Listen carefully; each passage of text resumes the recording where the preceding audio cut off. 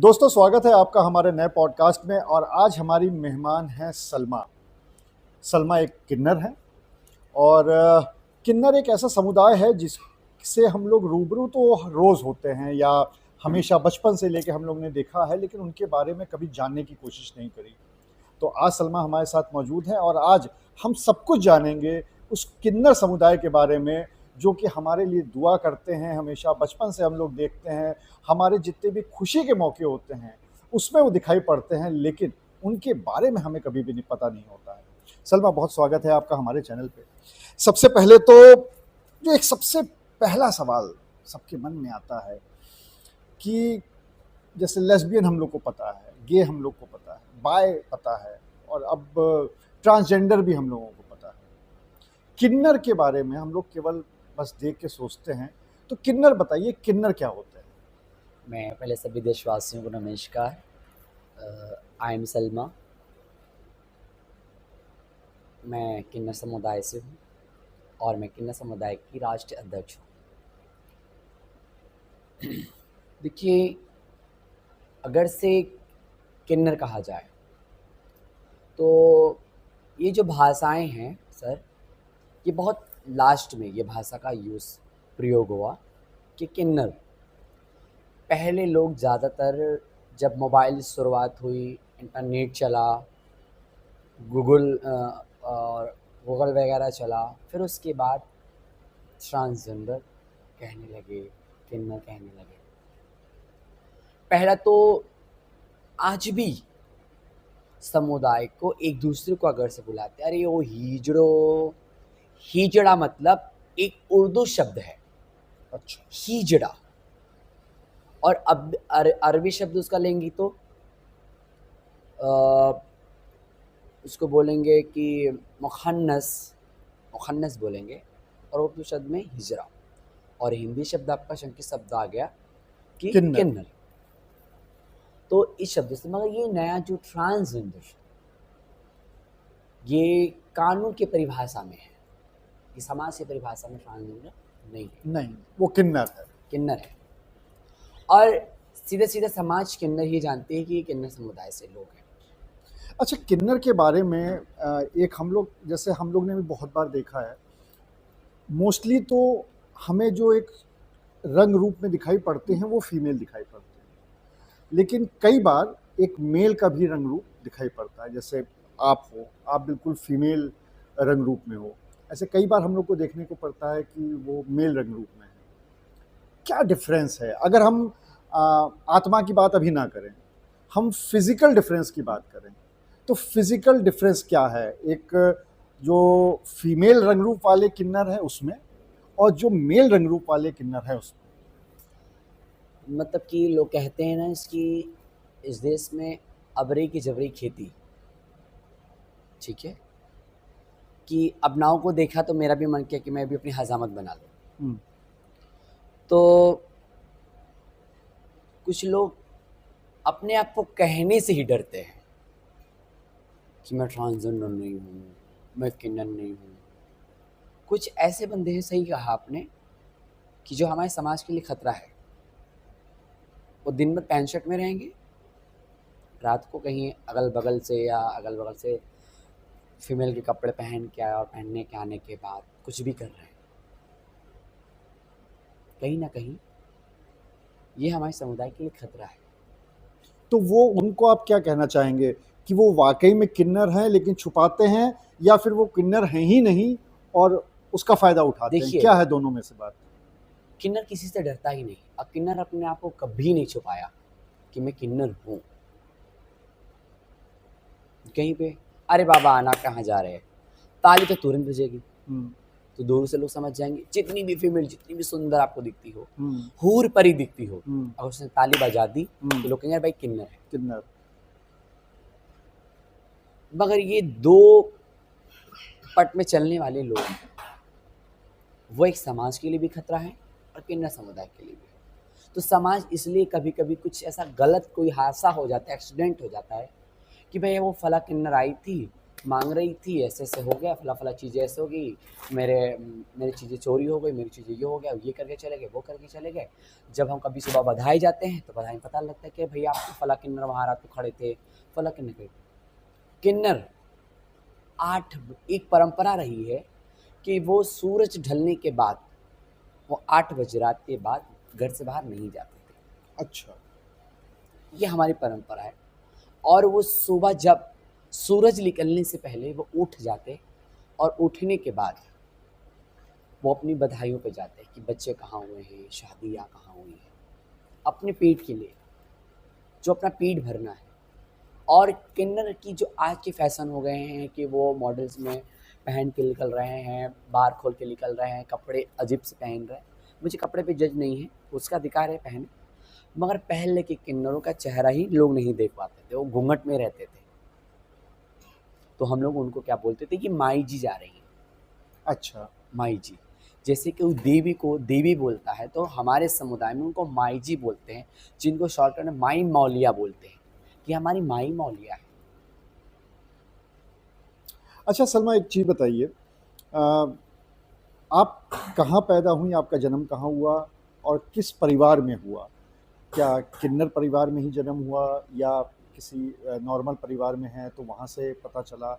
मतलब आप अपने जन्म के बारे में कुछ बताइए। एक्चुअली मैं मुस्लिम समुदाय में पैदा हुआ। अच्छा। मेरे फादर एक मीट का काम करते थे, हुँ। जैसे मीट बेचना, काट के बेचना। और मैं अपने फादर्स में माँ बाप की एक इकलौती औलाद हूँ। ओह! ना मेरी कोई भाई है, ना बहन है। और मेरी माताजी मेरे साल भर की एज में ही वो डेथ कर गई, इस दुनिया को अलविदा कह गई। माँ का प्यार नहीं मिला, माँ को नहीं देखा। मैं भेलुपुर, वाराणसी क्या भेलुपुर आपका की जब रह जन्म हुआ था तो माताजी उसके बाद फिर नहीं नहीं, रहीं? माताजी को तो मैंने देखा ही नहीं। अच्छा। तो बुआ, चाची लोगों से सुनने को मिला, पिताजी के सुनने से मिला कि माताजी मेरी, जब मैं साल भर की थी तो मेरी माताजी एक्सपायर हो गई थी। अच्छा। पिताजी ने दूसरी शादी की, दूसरी शादी करके लाए, जिनका दूसरी माँ से मेरा पालन पोषण हुआ। होने के बाद प्राइवेट पार्ट्स में, ये तो पेनी छोटा सा होता है, इसमें पता नहीं चलता है, इसे बहुत एज बढ़ते बढ़ते पेनिस की भी साइज बढ़ने लगते हैं, वो चीज़ नहीं हुए, तो परिवार के लोग असमंजस में पड़ गए। तो आपका जो जन्म हुआ था, हम्म, वो एक मेल की तरह हुआ था या एक फीमेल की तरह हुआ था? मेरा एक मेल की तरह हुआ मेल की तरह था। हुआ हाँ, था। अच्छा। जब मैं एक मेल रूप में पैदा हुआ, हुँ। जब मेरे साथ साथ उम्र के साथ साथ मेरी चीज़ें बढ़ने लगी आगे, हुँ। तो पट्टा ओढ़ना, हुँ। चलना फिरना, चटकना मटकना, हुँ। अब कैसी दीदी कैसी हैं, अब हुँ। ये चीज़ें हाल चाल देखने में से क्या लगता है कि हुँ। भाई अब कमेंटमेंट होने लगता है, भाई हिजड़ा है क्या, छक्का है क्या, मीठा है क्या, हुँ।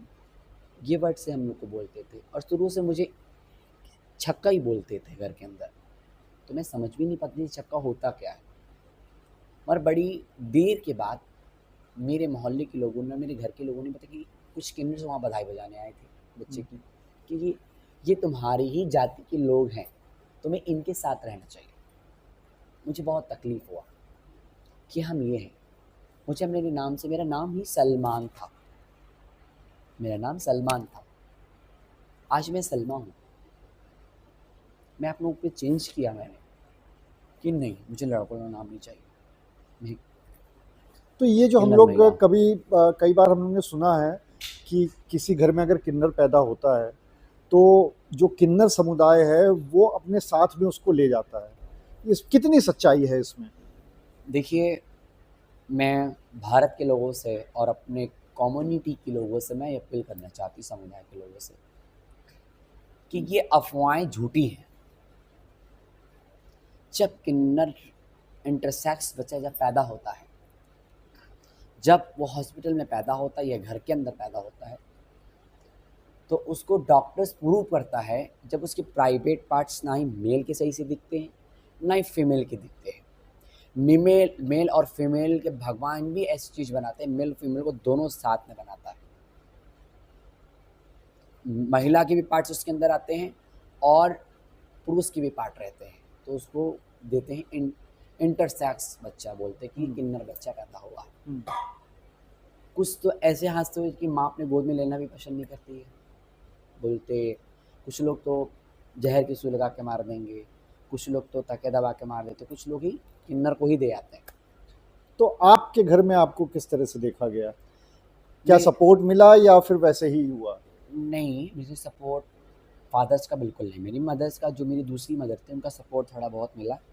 फिर वो हमें छोड़ के चली गई, मेरे पिताजी को भी, मुझे भी छोड़ के चली गई। माता पिता का बिल्कुल प्यार नहीं, सपोर्ट नहीं मिला। मेरे पिताजी अल्कोहल के शिकार, आज भी वो पीते हैं। आज भी मैं उनकी सेवा करती हूँ।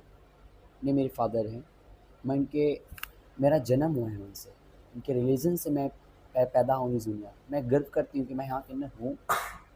किसी को कुछ भी लगता, मुझसे नहीं लगता। सलमा, अगर हम फिज़िकल, अभी आपने बताया कुछ, हम लोग को जानकारी दी है, अगर हम फिज़िकल स्वरूप की बात करें तो फिज़िकल स्वरूप में जैसे आप ही को ले लेते हैं, तो आपके अंदर फीमेल पार्ट का डेवलपमेंट ज़्यादा है, मेल पार्ट का डेवलपमेंट ज़्यादा है? किन्नर को हम लोग किस तरह से समझें? क्योंकि फीमेल्स का सबको पता होता है कि कौन सा पार्ट कितना डेवलप होता है, मेल्स का सबको पता होता है। अगर किन्नर में दोनों ही चीज़ें हैं जैसा कि आपने बताया, तो कौन सी ऐसी चीज़ होती है जिसका डेवलपमेंट होता है? देखिए, हम लोगों को महिलाएं तब तक अच्छी लगती हैं तब तक जो मेरा आशीर्वाद ले रही हैं, दीदी कह रही हैं, बहन बना रही हैं, तब तक अच्छा लगता है। अगर से कोई महिला मुझे कह दे कि सलमा जी मैं अपनी गर्लफ्रेंड बनाना चाहती हूँ, बाप रे, तो मैं तो बिल्कुल बिल्कुल कहूँगी, मैंने ऐसा नहीं चाहिए बाबा, आई हटो, क्या कह रही हो। और उसी तरीके से कि कोई मुझे लड़का कह दे कि सलमा जी मैं आपसे प्यार कर रहा हूँ, तो मतलब लगता है कि मुझे जन्नत याद आती, मुझे दिल बाग बाग हो गया, भाई एक पुरुष मिल गया। तो मैं एक अपने आप को महसूस कर रही हूँ कि हम दोनों मियाँ बीवी हैं, आपस में बातें कर रहे हैं, ये मेरा बॉयफ्रेंड है। तो कोई पुरुष कह देगा तो लगता है कि बहुत अच्छा लगा, कि यार बहुत आनंद आएगा। कोई महिला कह दे तो बाप रे बाप डर लग जाएगा। कोई महिला अगर से हम लोगों को अटेंशन से पकड़ लेगी, कर ले, तो बहुत गंदा लगेगा। नहीं, गोद भर दी, आशीर्वाद दे दिया, बहन दीदी बोल दे, वहाँ तक ठीक है, वहाँ तक ठीक ठीक है। है। मगर हमारे अंदर, मैं भी अपने आप को सोचती हूँ कि मैं भी श्रृंगार करूँ, मांग में सिंदूर भरूँ, पाँव में पायल पहनूँ, पैरों में बिछिया पहनूँ, चूड़ियाँ पहनूँ, महिलाओं जैसा रहना अच्छा लगता है। ये तो आपने आत्मा की बात कर दी, और फिज़िकल कैसा होता है? फिजिकल सिर्फ पुरुषों के साथ कंफर्टेबल। सिर्फ पुरुषों के साथ हाँ। कंफर्टेबल। बॉयफ्रेंड है? हाँ है। शुरुआत से एक ही है या? नहीं, शुरुआत से की है। शुरुआत से एक ही है। जी। शादी करने का क्या आप लोग में शादी होती है? सबसे पहला सवाल तो यही कि शादी होती है? देखिए, किन्नर की शादी नहीं होती है। आप रिलेशन बना के रह सकते हैं, मगर अब शादी, देखिए जब शास्त्र में कहीं कहीं से नहीं है शादी, तो कैसे हम करें? पहली शादी हमारी गुरु से ही हो जाती है। अच्छा। जब हम लोग अपनी समुदाय में एंट्री करते हैं तो हमारे 1 रुपए की रीत जमा होती है। अच्छा। वो रीत होती है, गुरु हमको अपने दुपट्टे उड़ाएंगे, अपने हाथों से पान खिलाएंगे, और गुरु ही अपने हाथों से मांग भरते हैं। बहुत जगह हैं, बहुत जगह नहीं भी है। जैसे कि साउथ में आप चले जाएं तो शंकर से ही किन्नरों के विवाह होते हैं। जैसे आपने शादी के बारे में बताया कि शादी तो नहीं होती है, जब किसी का देहांत हो जाता है किन्नरों में, तो उसके बारे में हम लोगों ने सुना है कि कुछ अलग तरह से उसका दाह संस्कार किया जाता है, लेकिन किसी को पता नहीं है। तो हमारे जो दोस्त हैं, दर्शक हैं, उनको आप बताएं कि अगर किसी का देहांत होता है तो किस तरह से दाह संस्कार होता है? देखिए, मैं सभी अपने भाई बहन, बड़े बूढ़े बच्चे, सभी देशवासियों से मैं कहना चाहता हूँ, ये 2 वीडियो यूट्यूब पर चल रहे हैं। भाई, किन्नर मर गए, उसको चप्पल से मारते हैं, उनको आधी रात को लेके जाते हैं पैरों में बांध के, ये कहते हैं, उनको खड़े गाड़ देते हैं, ऐसा कहते हैं। क्या बताओ यार, कोई इतना चूतियापन कैसे कर सकता है एक मरे हुए इंसान के साथ? मरे हुए इंसान से कोई कुछ कर ही नहीं सकता। अच्छा, मिट्टी जा रही है, किसी मुस्लिम की मिट्टी ढक के जा रही है, किसी हिंदू की मिट्टी पूरे सच के जा रही है, ईसाई की मिट्टी बॉक्स में जा रही है। तो आप हमें बताएं कमेंट्स में कि मिट्टी उसमें से देखने वाला बताए कि ये मेल की बॉडी है, फीमेल की बॉडी है, ट्रांसजेंडर्स की बॉडी। मिट्टी तो मिट्टी, उसको कौन लेके जा रहा है, कौन है, क्या है, नहीं पता ही नहीं है।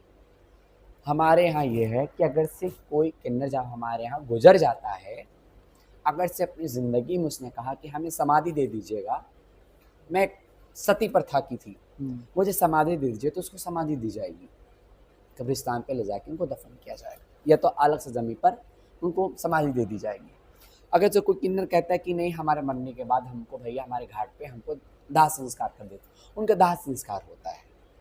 हमारे किन्नर समाज में मरने के बाद कोई ऐसा प्रेशर नहीं है, अगर जो उसने कहा है वो समुदाय उसी तरीके से साथ उनको करेगा। और जो ये तरीके कहते हैं कि ये होता है फला फला चीज़ें, ये बिल्कुल झूठी बात है, बिल्कुल फ्रॉडी बात है, अफवाहें हैं ये।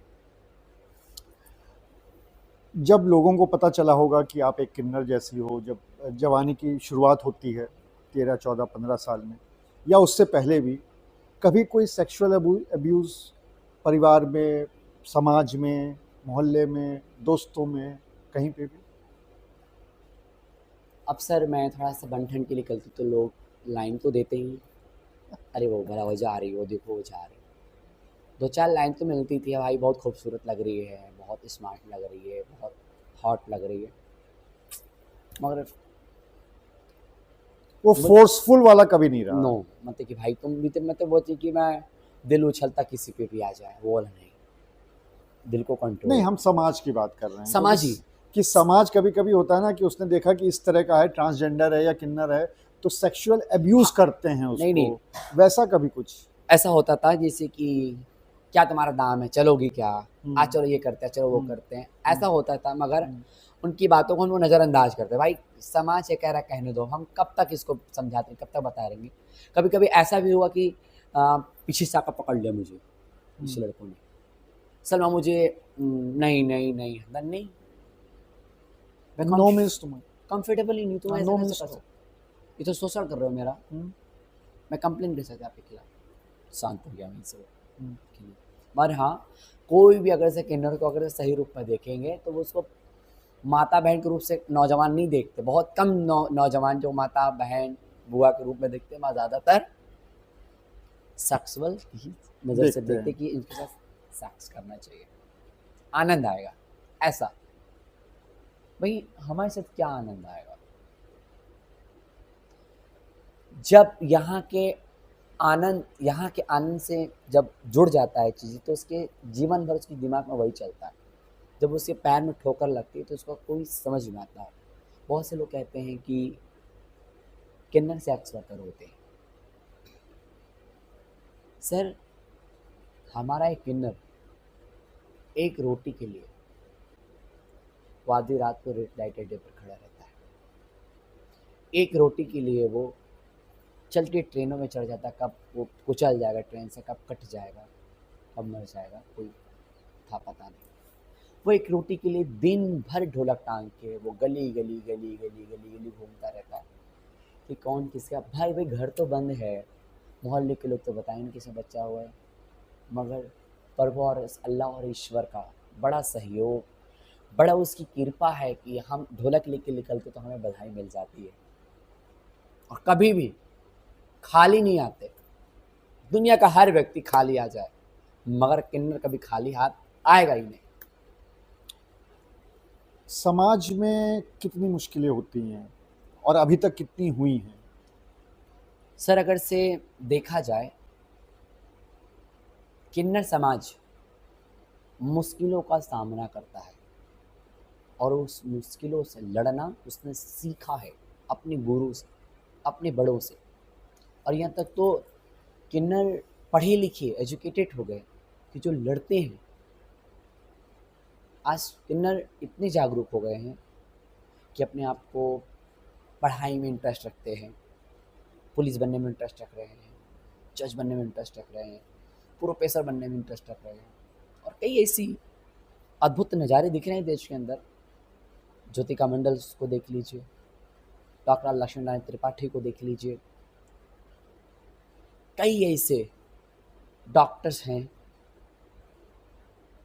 कई ऐसी नेता हैं, अरे किन्नर समुदाय की सबना मौसी हो गई, आशा चेयरमैन हो गई, कमला बुआ हो गई, रेखा बुआ हो गई।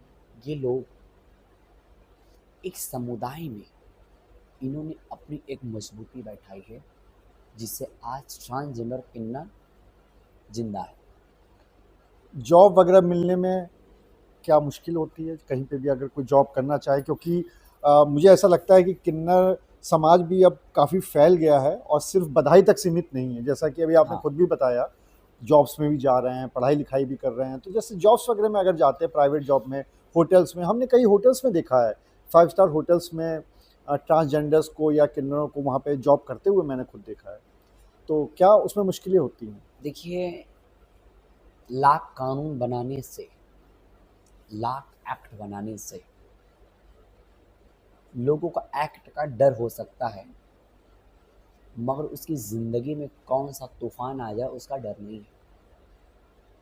हम किसी दुकान पर काम कर रहे हैं और दो व्यक्ति सुबह शाम मुझे बोल के चला जाए कि अरे भाई ये हिजड़ा है, छक्का है, ये अरे भाई देखो छक्का है, तो उससे बड़ा तूफान हमारी ज़िंदगी में कुछ नहीं आने वाला। सबसे पहली बात, आप अगर से किन्नर बच्चा पैदा हो रहा है तो बस उसको भगाइए मत, आप उसको किन्नर के यहाँ मत दीजिए, पालिए पोसिए। जितना अधिकार आप मेल बच्चों को, फीमेल बच्चों को देते हैं, उतना अधिकार आप किन्नर बच्चों को भी दें। क्या पता वो कुछ और बन जाए, आप उसका सपोर्ट करके कुछ और बन के पढ़े लिख के आगे निकल जाए। और सबसे ज़्यादा माइंड तेज किन्नरों का होता है। अगर से उनको थोड़ी सी पढ़ने की अगर से उनको जगह दे दी जाए तो वो क्या से क्या हासिल कर सकते हैं, देश की सत्ता भी हासिल कर सकते हैं। ये किन्नर है। हम चाहते हैं कि समाज, मेरे भाई लोग, मैं आपकी एक छोटी बहन या बेटी होकर मैं आप में अपील कर रही हूँ कि जब आप जागरूक होंगे, आप ट्वीट करेंगे, आप नेट पर डालेंगे कि किन्नर समाज को जॉब हर जगह दी जाए, तो कोई किन्नर बधाई करना पसंद नहीं करेगा, सब जॉब करेगा। वो भी चाहते हैं कि एक छोटा सा घर हो हमारा, एक किचन हो, एक बेड हो, एक बच्चा हो हमारे पास। आज हमें कोर्ट ने अधिकार नहीं दिया बच्चा अडॉप्ट करने का। ये पिटीशन चल रही है कोर्ट के अंदर। मैं कह रही हूँ, लाख बच्चे, अनाथ बच्चे अनाथ आश्रम में पल रहे हैं, छोटी छोटी बच्चियों को लोग कूड़े में और सड़क पे फेंक दे रहे हैं। तो हमारा उद्देश्य है, मैं एक उद्देश्य दे रही हूँ, आज अपील कर रही हूँ इस आपके चैनल से, कि एक किन्नर को एक माँ कहने वाला बच्चा मिलेगा अनाथ, और एक अनाथ बच्चे को एक माँ मिलेगी। कि अनाथ बच्चा उस आश्रम के अंदर उसको ना माँ दिख रहा है, ना बाप दिख रहा है, ना रिश्तेदार है। हम तो पहचान लेते हैं कि हमारे बाप है, हमारे माँ है, हमारे बुआ है, हमारी चाची, हमारी दादी, हमारे पास पड़ोस। वो अनाथ बच्चे का कौन है? कोई नहीं। सिर्फ आश्रम में उसका माँ है, बाप है, सब है। देख के तो रोआ कांप जाते हैं। हमसे बेकार जिंदगी अनाथ आश्रम में बच्चे जो पल रहे, उनकी जिंदगी बेकार है। ऐसे जिनको बच्चे पैदा नहीं हो रहे हैं, वो एक एक बच्चा अडॉप्ट कर लें तो उन बच्चों को माँ बाप मिलेंगे। मैं चाहती हूँ कि किन्नर माँ बने अनाथ बच्चों की, और अनाथ बच्चों को माँ मिले किन्नर। ये सबसे बड़ी पहल होनी चाहिए। हम चाहते हैं कि सुप्रीम कोर्ट इसको आदेश करे, इस पर एक बिल लागू हो लोकसभा से। आपका सोर्स ऑफ इनकम सलमा क्या है? आप बधाई के थ्रू है या हाँ, मैं आप कुछ बधाई करती हूँ सर। पहले मैं खाना बनाती थी हॉस्टल में, खाना परोसती थी, मुझे 5 सैलरी मिलती थी। फिर मैंने धीरे धीरे देखा कि मैं सोशल वर्क कर रही हूँ, मैं राजनीति कर रही हूँ, पैसे की ज़रूरत पड़ेगी, आने जाने का ट्रैवल का चाहिए, 4 लोगों को बोलूँगी नाश्ता पानी का चाहिए। तो किसी ने एक बात कहा था, बेटा तू जितना भी तू कर ले बेटा, एक दिन तुझे हिजड़ों में ही आना है। और यही सत्य है माँ की बात, कि हिजड़ों में आ जाना पड़ा मुझे, नाचना पड़ा, बधाई करना पड़ा, और करती हूँ बधाई। मैं पूरी आज़ादी के साथ मैं बधाई करती हूँ। अपने जीवन का कोई ऐसा इंसिडेंट जो आपने अभी तक किसी भी पब्लिक प्लेटफॉर्म पे ना बताया हो, अगर हमारे चैनल पे बताना चाहें? वो इंसिडेंट किसी भी तरह का हो सकता है, कितना भी इंटीमेट हो सकता है, कितना भी आपका व्यक्तिगत हो सकता है, और कभी मन में रहा हो कि कभी शेयर करेंगे लोगों से, हिम्मत नहीं पड़ी, आज अगर वो हिम्मत करके बताना नहीं चाहें? सर, सबसे बड़ा एक्सीडेंट मेरा ये रहा जब पिता ने मुझे आधी रात को घर से निकाल दिया, तो मैं 3 दिन तक भटकती रही। ये कहते हैं ना, खाना देने वाला कोई नहीं मिलता। मेरे को, मैं कभी नहीं मैं कहती इस चैनल पे कि मेरे चीज़ें हैं, पेट के लिए कुछ लोगों ने तो यूज़ किया। 2 दिन की भूखी थी, कोई था नहीं मेरे पास, उसके अलावा मुझे करना पड़ा। हबस के पुजारी एक रोटी देने के लिए चीज़ें मेरे साथ गलत के साथ। मतलब वो बस कहीं ना कहीं मजबूरी थी आपकी। मजबूरी थी। सबसे बड़ा जीवन में मेरा एक्सीडेंट यही रहा कि मैंने पेट के लिए, मेरे साथ एक दिन ऐसा हुआ, उसके बाद जैसा लगता है कि मेरी दुनिया उजड़ गई। मैंने अपने ही स्वतंत्र, मैं आज़ाद, उसमें मैं इंटरेस्ट नहीं थी, मगर भूख ऐसी सता रही थी कि मुझे करना पड़ा। उस दिन के बाद मुझे आज भी याद आता है कि मैंने अपने मैंने मरने के लिए भी सोचा। अगर से मीता जैसी दीदी लोग और राधा दीदी जैसे लोग ना होते, तो हम इस दुनिया में, हम आज सलमा आपके चैनल पे नहीं दिखती और ना ही समाज में दिखती। बचा लिया उन लोगों ने। फिर उन्हीं के घर में जब उन लोग को पता लगा ऐसा, मेरी तबीयत काफ़ी ख़राब हो गई। वो पहला व्यक्ति मेरे साथ ऐसा उसने किया। मैंने कभी उसके बाद फिर कभी ऐसा नहीं हुआ? नहीं देखा। पहला एक्सीडेंट में फिर मैंने कभी सेक्स, मैंने समझा नहीं कि सेक्स होता क्या है। कितनी उम्र रही थी उस समय आपकी? हमारी उम्र उस वक्त 16 साल। 16 साल। हाँ, 16 साल के होंगे। तो ये जो भी इंसिडेंट हुआ, ये वहीं रोड पर, सड़क पर, नहीं नहीं, वो या अपने घर ले जाते हैं। घर ले जाके? उन्होंने बोला कि यहीं चलो, मेरे घर चलो। मतलब चीज़ें, मगर वैसे कि मेरे को आज भी वो व्यक्ति दिखते हैं तो मुझे बड़ा खौफ सा लगता है, भाई ये ऐसा है। मगर आज मालिक की रहमो करम से आज लोगों की दुआएं साथ हैं कि काम इतना करती हूँ कि वो लोग ही मेरे से हाथ जोड़ के नमस्ते करते हैं। और एक वो अनजान आदमी था या कोई नहीं जानने वाला? जान वाला था, जानने वाला। मोहल्ले का ही था। कि मैं 2 दिन तक तो मैं मोहल्ले के अंदर ही घूम रही हूँ, बुआ कहीं जा रही हूँ, कभी यहाँ जा रही हूँ, वहाँ जा रही, घर पे नहीं जा रही हूँ। जब से मैंने 14 साल पहले घर छोड़ा, मैं एक दिन भी मैंने उस घर के अंदर मैं नहीं सोई। जाती हूँ उस घर के अंदर, पिता की सेवा सत्कार करती हूँ, पिता को खाना वाना बना के मैं आ जाती हूँ, मगर उस घर के अंदर सोती नहीं। वो घर, वो चीज़ मुझे काटता उठता। आज पिता को भी एहसास है कि मैंने निकाला घर से, मगर उसके बाद मेरा दिल नहीं भरा कि मैं पिताजी के साथ में रहूँ। मेरा एक ही ड्रीम है कि हम मेहनत से करके, पैसे एकत्रित करके एक छोटा सा घर बनाएंगे, एक बच्चा अडॉप्ट करेंगे, पिता को साथ रखेंगे जब तक रहेंगे। बस यही सोचा है, और अपने समुदाय के लिए सोचा कि हम कुछ अपने समुदाय के उस प्लेटफॉर्म पे पहुंचा पाएँ जिस प्लेटफॉर्म पे लोगों का भी कब्जा है। तो ये थी किन्नर की कहानी, किन्नर की ज़ुबानी। सलमा ने बहुत कुछ बताया अपने बारे में, अपने समाज के बारे में, और सबसे बड़ी बात, उनकी जो सबसे बड़ी इच्छा है वो यही है कि कम से कम सुप्रीम कोर्ट इस मामले में एक ऐसा आदेश पारित करे ताकि किसी बच्चे को अडॉप्ट कर सके किन्नर समाज, ताकि जो हम लोग के यहाँ बच्चियाँ कूड़े में फेंक दी जाती हैं, सड़क पे फेंक दी जाती हैं, उनको एक माँ मिल जाएगी और एक माँ को एक बच्चा मिल जाएगा। हमारे पॉडकास्ट पे इसी तरह आते रहिएगा, और भी लोगों से हम आपसे बातचीत करके दिखाते रहेंगे। लेकिन अगले पॉडकास्ट तक के लिए नमस्कार।